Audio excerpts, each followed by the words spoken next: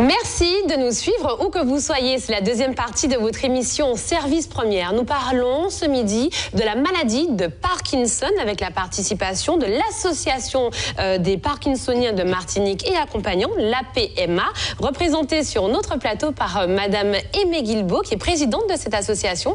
Merci d'être avec nous, Madame Guilbeault. Merci de m'inviter.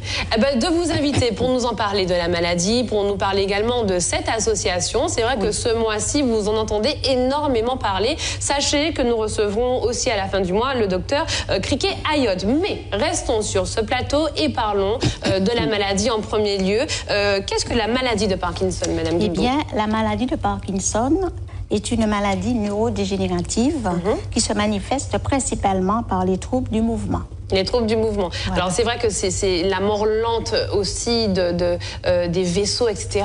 On parle souvent de ça lorsque nous parlons de la maladie de Parkinson. Je le dis en introduction, c'est la mort lente et progressive de neurones du cerveau. Oui, c'est vrai. Quand la maladie est diagnostiquée, on peut dire que 80% des neurones sont détruites. Ah oui, ce n'est pas rien.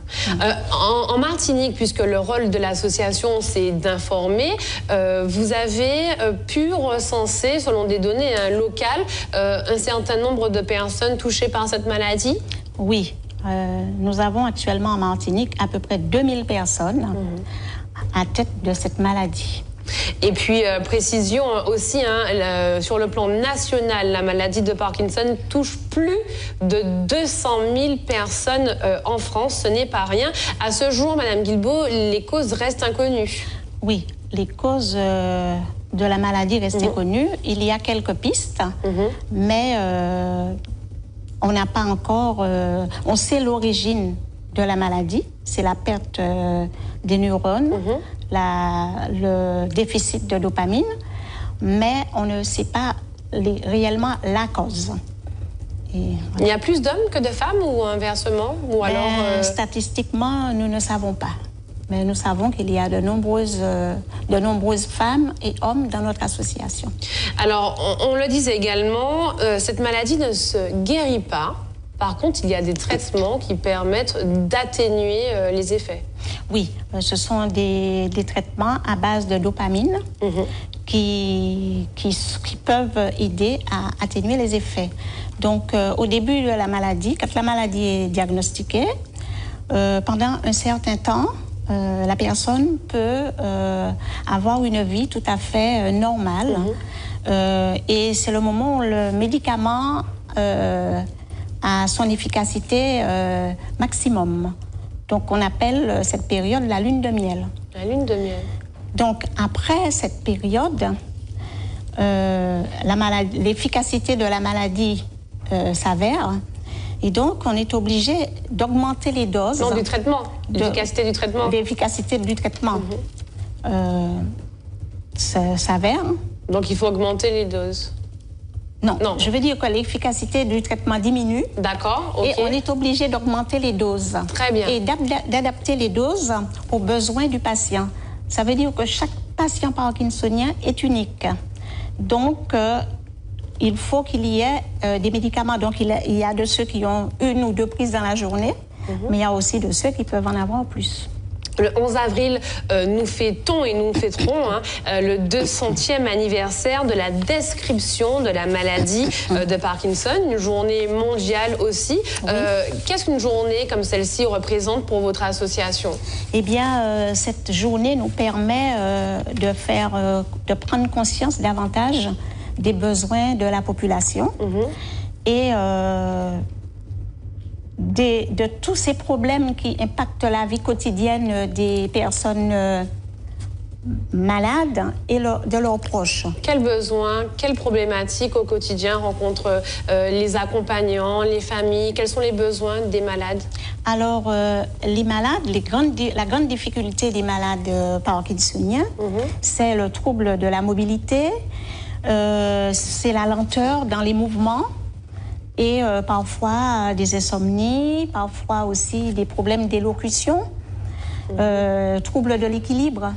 Donc le patient, l'aidant reste mobilisé en permanence pour aider ce proche, en fait. Parce que très souvent, les aidants sont les proches. Et puis les aidants qui souffrent peut-être d'épuisement parfois et qui ont besoin de répit. Oui, les aidants ont besoin de répit, ce qui n'est pas toujours possible. C'est ça. Oui. Donc il y a des familles qui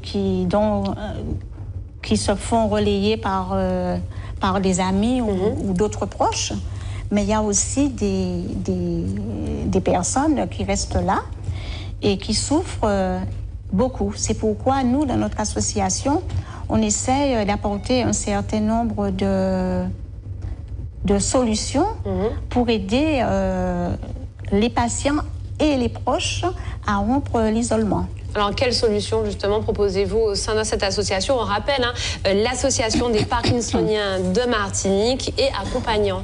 Oui, alors nous proposons des activités conviviales, des ateliers. Donc, avec qui les ateliers? Des ateliers, par exemple, nous proposons des ateliers de groupe de parole, d'art-thérapie. Okay. Donc, l'art-thérapie, donc nous avons la danse-thérapie et l'improvisation théâtrale, la réflexologie, la marche, la gymnastique adaptée. Et nous proposons aussi des rencontres conviviales. Ça, c'est important également pour mieux discuter, échanger autour de la maladie, l'accepter et puis apprendre à vivre avec. C'est ça, parce que le patient parkinsonien a beaucoup de difficultés, d'autant sur le plan émotionnel. Parce que avant d'être parkinsonien, c'était une personne bien insérée dans la société, active. Et aujourd'hui, elle se retrouve avec ses capacités diminuées. Donc, il y a aussi, il doit affronter le regard des autres, l'incompréhension. Donc, pour tout cela, il faut absolument qu'il ne reste pas isolé, qu'il crée du lien. Votre association existe depuis le 17 février 2011. 2011, oui. Parlez-nous de ce que vous proposez, notamment, on nous avait dit, il y a des sorties, des ateliers, quoi d'autre, puisque effectivement, régulièrement, il y a aussi l'information que vous portez au grand public. Oui, nous diffusons l'information au grand public par le biais de petites conférences, de diffusion de brochures. Voilà, il y a des films aussi, projection de films. Et puis aussi des films, oui. Qui permettent de mieux comprendre la maladie, puis aussi la distribution de documents. Puisque vous nous parliez du malade type qui doit pouvoir discuter avec d'autres de sa maladie, qui doit pouvoir échanger, qui doit apprendre à vivre avec, il y a également le rôle de l'accompagnant. Il faut comprendre, parce que vous nous avez dit vers l'âge de 60 ans, c'est ça, et maintenant un peu plus oui. Un peu plus tôt. Il faut pouvoir comprendre et puis être prise en charge. La société, en général, notamment la Caisse générale de sécurité sociale à travers l'assurance maladie, il y a des dispositifs qui sont mis en place par rapport à ça. Il y a un point que nous aborderons maintenant, c'est le point sur le droit à la prise en charge des soins et ressources. Le droit à la prise en charge, c'est-à-dire? Alors, le droit à la prise en charge, c'est un droit qui est reconnu pour les personnes qui sont atteintes d'affections longue durée. Voilà, donc ce qu'on appelle les ALD. C'est ce qu'on appelle les ALD. Donc, la personne atteinte de maladie de Parkinson en parlera avec son médecin traitant qui va faire un dossier transmis à la sécurité sociale et le médecin conseil va agréer cette demande. Parce que c'est une prise en charge à 100%. C'est une prise en charge à 100% pour les soins. Les soins et les traitements liés à la maladie. La kinésithérapie, l'orthophonie et les transports. Alors, pour le transport, il faut que le transporteur soit agréé. Aussi, ça c'est important. Bien sûr, le médecin traitant, dès le début, lorsqu'il entame les démarches, il en discute avec le patient. Il y a la possibilité de se rendre sur les antennes, les satellites de l'assurance maladie pour avoir des informations, parce que parfois on est pas trop informés. Puis on se dit, bon, c'est consiste c'est dans la grippe montée, manquer vivépi, alors qu'il y a des dispositifs qui sont mis en place pour accompagner la personne malade, puisque vous pouvez, si vous êtes malade ou atteint de Parkinson, ou en tout cas relayer l'information dans votre famille, bénéficier d'indemnités journalières en cas d'arrêt de travail, puisque ça peut intervenir également, les arrêts de travail. Voilà. Et je voudrais dire aussi que un souci que nous avons aujourd'hui concernant la prise en charge des malades, c'est lorsqu'ils sont hospitalisés. C'est-à-dire? Lorsqu'ils sont hospitalisés, il peut y avoir une rupture des soins. Ça veut dire qu'un malade qui prend peut-être 4 prises de dopamine dans la journée aura des difficultés à l'hôpital parce qu'il n'y a pas un suivi. Par exemple, il peut y avoir une rupture du traitement? Non, pas du traitement, mais de la kinésithérapie. La kinésithérapie. Parce qu'un malade parkinsonien peut avoir des troubles de dépression, il peut être hospitalisé pour la dépression, pour la constipation, ou pour d'autres pathologies qui peuvent se greffer sur sa pathologie.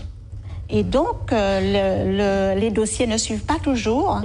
Et donc, ça peut arriver que le parkinsonien sorte plus malade qu'il est entré. Parce qu'il ne faut pas qu'il y ait de rupture, de prise de la dopamine. Et ça, c'est important. Ouais. Oui, vous disiez? Je disais que plus la maladie avance, plus on est obligé d'augmenter la dose. Parce qu'on n'a pas encore trouvé En fait, c'est pas qu'on n'a pas trouvé, c'est simplement que chaque parkinsonien est unique. Donc, il faut adapter la prise de dopamine par rapport à ses besoins. Et puis, il faut aussi, je présume, une période d'adaptation. Il faut une période d'adaptation parce que les neurologues ne donnent pas le traitement du premier coup. Donc, c'est en fonction de ses besoins. Par exemple, il y va, on lui donne une prescription peut-être 3 fois par jour. Et on se rend bien compte qu'après, il faut augmenter et faire à 6 fois par jour. Donc, ça, c'est très spécial, en fait. Psychologiquement aussi, hein, c'est particulier. Du jour au lendemain, notre vie bascule. On l'a dit, il faut apprendre à vivre avec. Et l'accompagnement psychologique fait également partie des missions de l'association. Oui, l'accompagnement psychologique fait partie puisque nous avons un groupe de soutien et d'accompagnement. Donc, c'est une prise en charge collective des aidants uniquement et une autre prise en charge collective des patients.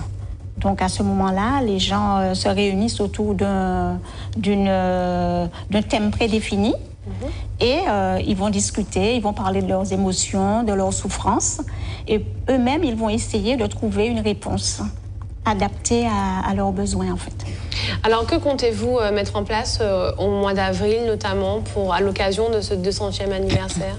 Eh bien, à l'occasion de ce 200e anniversaire, nous avons demain, 4, une conférence à l'Atrium avec le docteur Edragas et le docteur Bilance. Et nous-mêmes, nous allons présenter nos ateliers.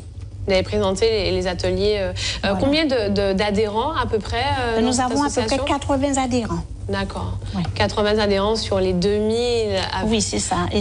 L'idée serait aussi de pouvoir rassembler un peu plus. Voilà, l'idée c'est de rassembler, faire connaître davantage notre association et de rassembler un bon nombre de membres de Parkinsoniens.